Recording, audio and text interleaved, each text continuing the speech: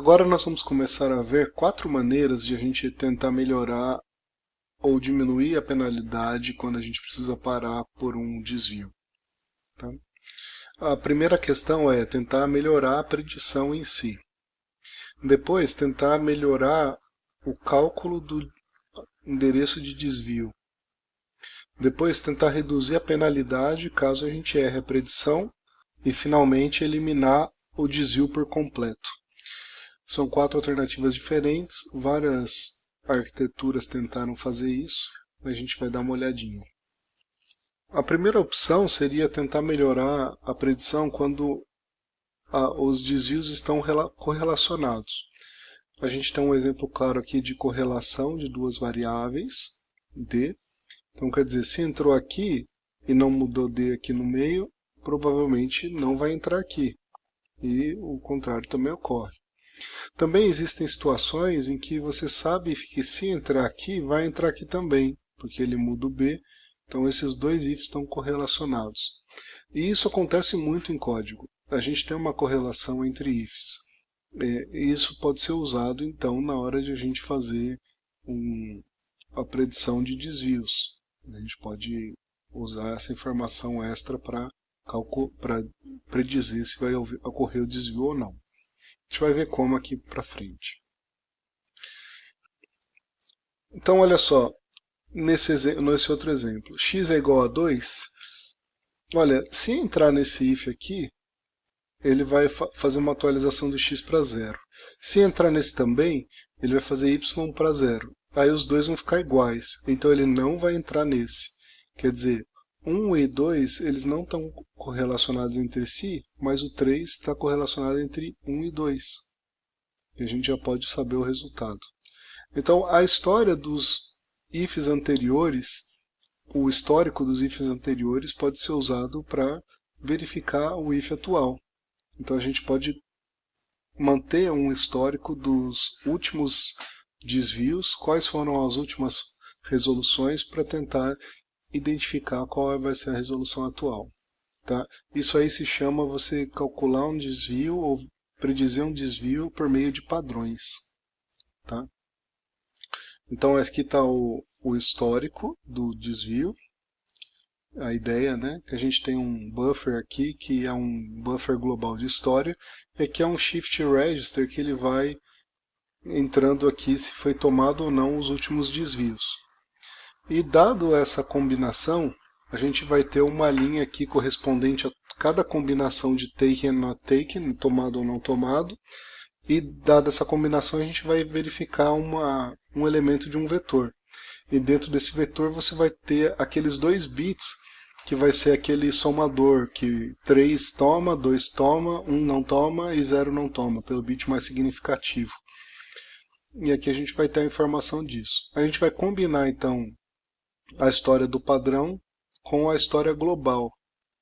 A história do padrão, então, é um histórico do que foi tomado ou não dentro do dado o histórico global anterior dos últimos desvios. Isso daqui ele garante, então, que a gente tenha uma informação relevante. Vamos voltar no exemplo do for. Se a gente for num for, ele vai sempre ser tomado, lembra? Tomado, tomado, tomado, tomado, tomado. Nesse caso, a gente vai entrar numa linha que com certeza vai ter o número 3, que se for tudo tomado, ou o número 2 no pior caso, a gente vai predizer que vai tomar de novo. Se a gente errar no último laço do for, ele vai cair para 2 aqui, mas no próximo for que ele voltar lá de novo, ele vai acertar o tomado e a gente vai continuar tomando a decisão correta. Detalhe, esse tomado, tomado, tomado, tomado, tomado seria usado para todos os fors desse mesmo padrão. E o do while, né? A gente também é o mesmo padrão do for.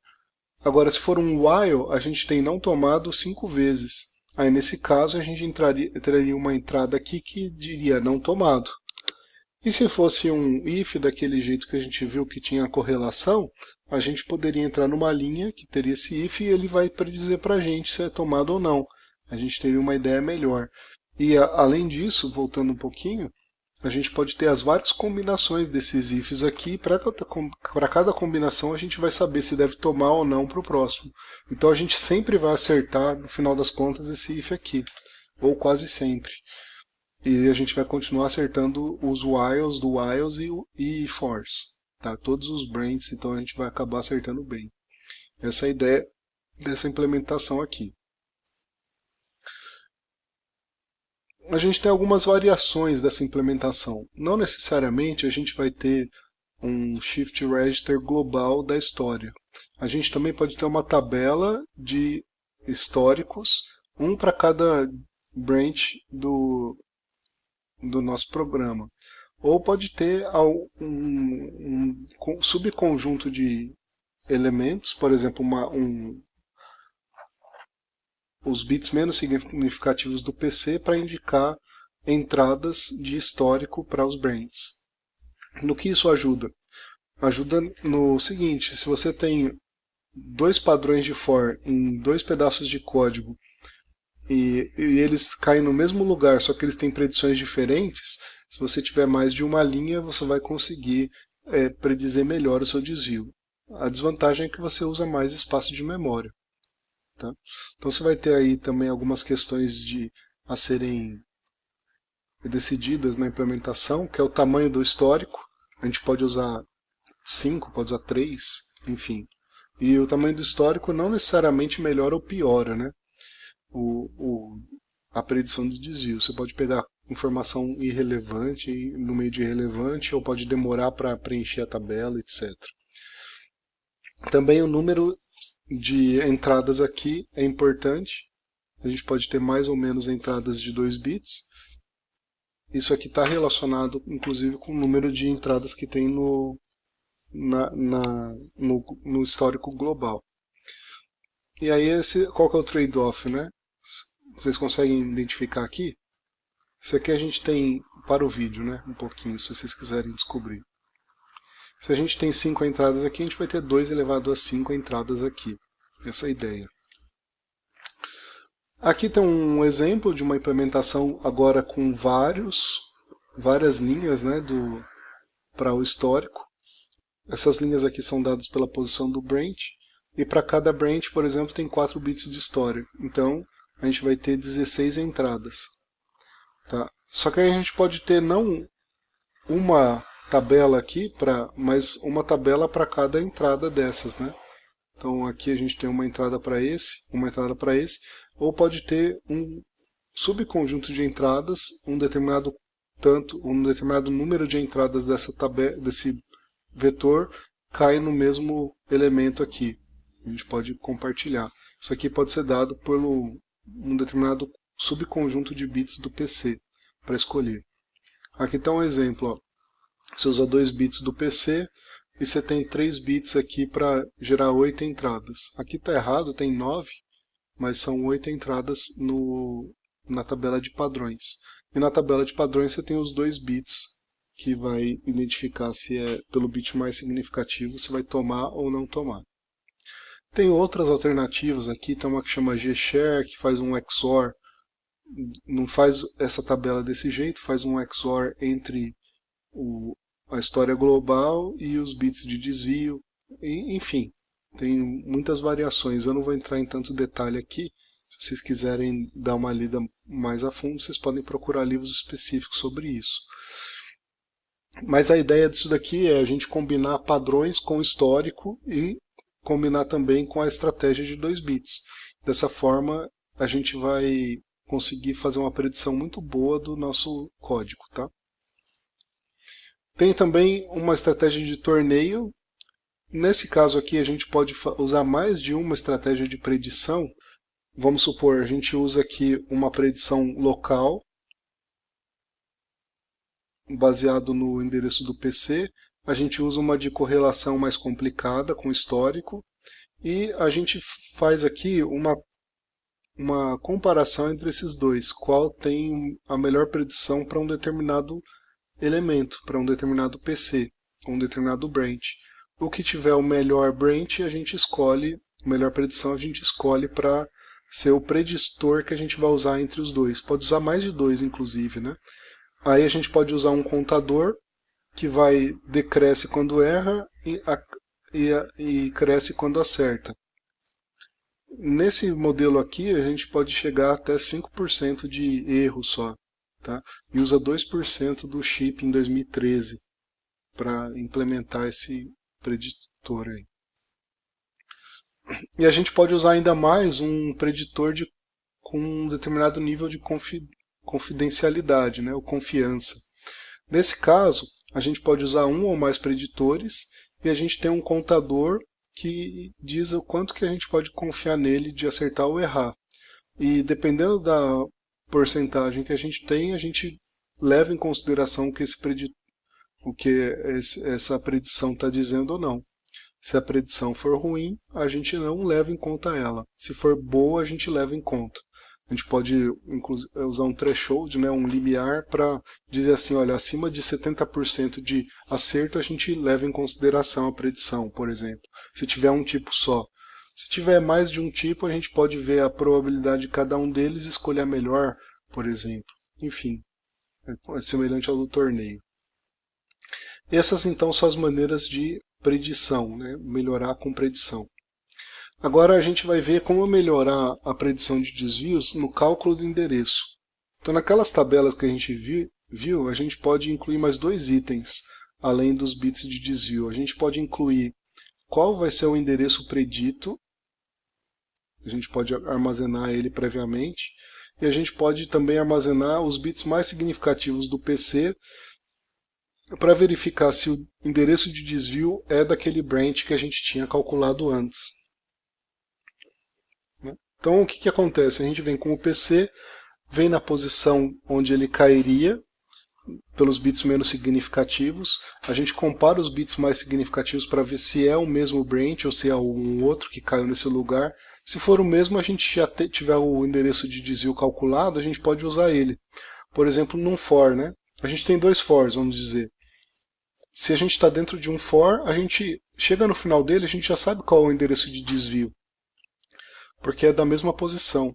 Então a gente não precisa ficar recalculando. Mesma coisa com o while, do while, etc. Ou até mesmo uns ifs e elses, né? A gente consegue calcular isso daí. Só que tem que tomar cuidado que às vezes um for pode cair na mesma linha de um outro for. Então a gente precisa saber o endereço completo do PC, dos branches de cada for, para a gente conseguir identificar se é o que a gente está predizendo ou não. Tá? Nesse caso, como funciona o comportamento? A gente acessa a tabela pelo endereço do PC. Se por acaso a gente tem o endereço correto, é o branch que a gente está esperando, a gente pode pegar o endereço de desvio e pegar a predição. Se por acaso a gente não tem nessa tabela, aí a gente pode usar uma tabela estendida que contém, como a gente viu nos passos anteriores, um torneio, alguma coisa assim, e calcular o endereço. Outra coisa que pode melhorar muito o desempenho é o endereço de retorno. O que acontece com o endereço de retorno, né? Eles são normalmente pulos indiretos. Quer dizer, ele tem mais de tem um branch com um jump, coisa desse jeito. É mais difícil de você calcular o endereço de retorno e predizer se vai desviar ou não. Bom, a maioria dos pulos indiretos são de returns de funções. E aí a gente consegue otimizar isso. Como? A gente faz uma pilha de endereços de retorno. Sempre quando vai chamando uma função dentro de outra, a gente vai empilhando. Aí a gente tem, no final das contas, qual é o endereço de retorno. Não precisa calcular o endereço quando a gente tem uma função ou uma instrução do tipo return, né? Jump register. Se a gente tiver um jump register, a gente pega no topo da instrução, da pilha de endereço de retorno, e a gente sabe para onde voltar. Isso melhora muito o tempo da execução. Tá? A terceira maneira de a gente tentar otimizar a predição de desvio é a gente tomar os dois caminhos. Tem algumas arquiteturas que implementaram isso. Você tem um if e tem um else, né? Você faz os dois. Você manda executar tudo que tem dentro do if e dentro do else ao mesmo tempo. Só que é o que acontece, quando você está executando os dois, obviamente um dos dois você não vai fazer o commit. Então a desvantagem é a vantagem que ele reduz a penalidade para predição. Mas ele requer mais memória, obviamente, porque você está carregando o dobro de instruções ao mesmo tempo. Ele precisa de, no caso, memória cache, né, que já é uma memória pequena. Precisa duplicar todos os barramentos e todos os recursos necessários para buscar instruções e executar elas. Fica um pouco mais pesado. Agora pensa quando você tem um if dentro de outro if dentro de outro if. Aí você tem que executar um monte de coisa e você, ao mesmo tempo, começa a ficar quase inviável, né? Se você tem vários ifs curtos um dentro do outro. A última implementação é execução predicada. O que significa isso? Nesse caso aqui, você vai executar, você não vai ter mais instruções de desvio condicional. Você vai substituir os branches por ifs dentro da instrução. Então você vai executar, você vai ter uma condição e você vai verificar se essa condição é verdadeira para cada instrução.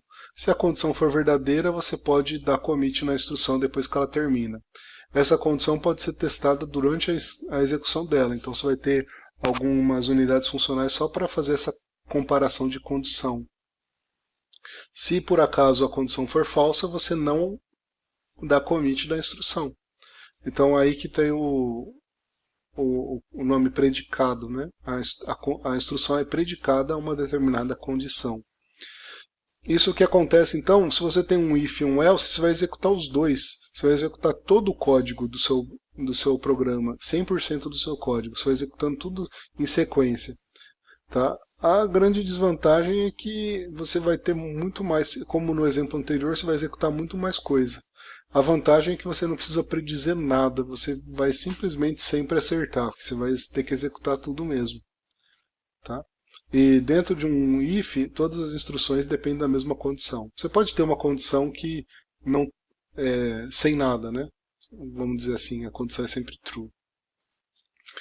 Então, vantagens, você não tem mais branch, você cria um código que é sequencial, 100%, tá? E você tem instruções mais independentes, você consegue executar mais coisas ao mesmo tempo. Desvantagens, você tem que executar todos os ifs e elses, todos os lados sempre. Pode ser difícil adicionar instruções, criar instruções predicadas para um determinado conjunto de instruções que você já tem. Vamos supor que você tem uma arquitetura e você quer eliminar o branch dessa arquitetura e colocar todas as instruções predicadas. Nem sempre é fácil fazer isso. Você vai ter vai necessitar de uma quantidade maior de registradores para executar o seu código. Tem condições muito complexas, principalmente em loops encadeados, né? Quando você tem um for dentro de um for, por exemplo. Você não pode gerar exceções também, porque você está executando a instrução. Se não é para dar commit, ela não vai gerar exceção, a não ser que você mantenha a questão do commit sequencial. Mas aí você já começa a perder um pouco no ciclo de clock. Tá? E se você tiver uma boa predição de desvio, você pode ter o mesmo efeito que esse tipo de implementação. Acaba sendo que você vai ter muito mais trabalho para chegar no mesmo resultado. Um resumão então de tudo isso é que a frequência do branch é de 4 a 6, a cada 4 ou 6 instruções aparece um branch. Qual é a predição correta que você consegue? Usando apenas um bit, 80-85%, 2 bits, 80-85%. Usando correlação, você chega a 95% de predição correta. Qual é o custo de você errar a predição? Pode ser de 7 ciclos, 4 ou até 9, 15 ciclos, né, dependendo do processador que você tem. Ou se você tem você não sabe qual o endereço que você vai desviar, qual que é a penalidade. Você calculou corretamente que você tem que desviar, mas você tem que perder um tempo calculando o endereço de desvio. Isso também perde um pouco de tempo. Tá? Então isso resume bem aqui a questão de desvios, predição de desvios. Essa aula está bem coberta nesse ponto. E a gente termina aqui toda a parte de processadores. Só um resuminho então sobre processadores que a gente viu até agora. A gente viu como implementar registradores no maior paralelismo possível e tentando fazer a predição de desvios da melhor maneira possível. Mais do que isso, não tem como melhorar muito. Os processadores têm tentado melhorar na questão simplesmente buscando mais instruções ao mesmo tempo, tentando executar mais coisas ao mesmo tempo. Tem melhorado um pouco o pipeline, a maneira de executar as instruções, mas essas questões aqui que eu apresentei foram as mais importantes durante o desenvolvimento de processadores até hoje. E obviamente que a gente tem que melhorar também as outras coisas, como memória e periféricos, o tempo de acesso. Esse vai ser o tópico das próximas aulas nossas.